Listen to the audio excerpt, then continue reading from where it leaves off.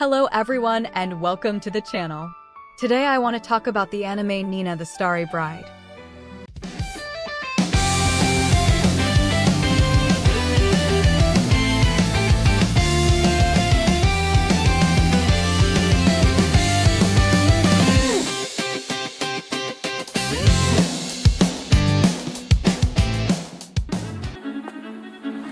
Oi, 娘。お前は今日死ね。そして王女として生きるんだ。A few days ago, I finished watching it and it left me with strong emotions. The anime has only 12 episodes, and I honestly wish there were more. But even with just 12 episodes, it really touched me. This won't be a dry review. I want to share my personal impressions and feelings. Story and atmosphere. The story follows Nina. She is an orphan who lives on the streets and survives as best as she can. One day, she is caught and sold into slavery. It sounds dark, but that is where her journey begins. Nina has rare blue eyes, bright like the sky. Because of them, she is chosen to become the Starry Bride. This role is highly symbolic and politically important in the kingdom. The anime mixes fantasy and romance with palace intrigue and politics. The world is full of magic, grand palaces, and hidden dangers. The atmosphere feels like a fairy tale, but never naive.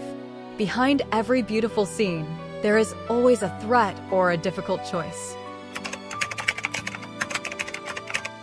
Now let's talk about the characters. I have to admit, I still can't decide who I like the most. First, of course, Nina. She is not a typical princess. Even though she comes from poverty and has nothing, she always shines with honesty and inner strength. She isn't perfect, and that makes her even more special. Then we have Azure. At first, he seems cold, calm, and calculating. But later we discover that there is much more to him. Slowly, he changes the way he looks at Nina and starts to see her as a person, not just a tool.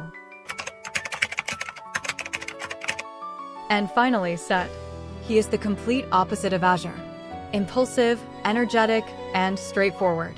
His wish to protect Nina makes him equally interesting. Honestly, I can't decide whether I prefer Azure or Sett.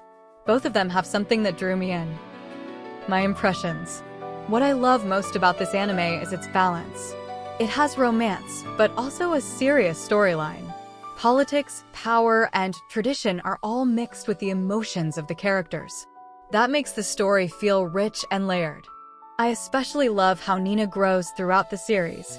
At first, she is just pulled into events, but later she begins to influence others. Her strength is not in fighting, but in inspiring the people around her.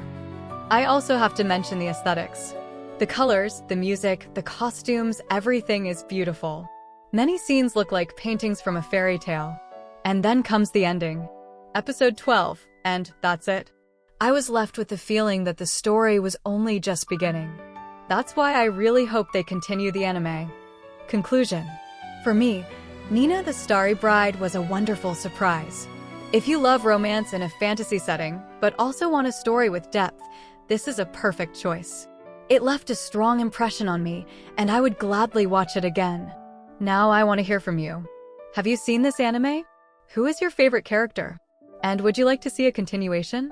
Thank you so much for staying until the end of the video. See you soon with more anime talks.